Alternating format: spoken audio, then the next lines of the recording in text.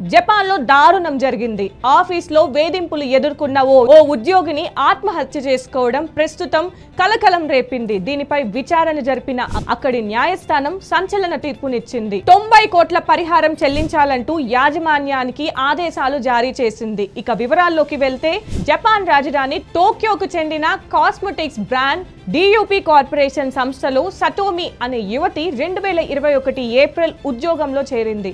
ఈ ఏడాది డిసెంబర్లో ఓ మీటింగ్ జరిగింది. అందులో ఆ కంపెనీ ప్రెసిడెంట్ మిత్సురు సకై అనే వ్యక్తి ఆమెను ఘోరంగా తిట్టారు. ముందస్తు పర్మిషన్ లేకుండా క్లయింట్లను కలిసినందుకు ఆమెపై మండిపడ్డారు.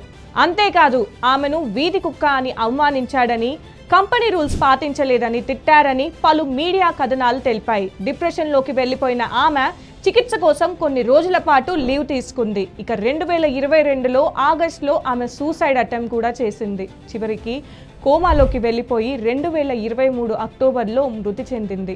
దీంతో కంపెనీ యాజమాన్యం బాధిత కుటుంబానికి 150 మిలియన్లు పరిహారం చెల్లించినట్లు ఆదేశాలు జారీ చేసింది.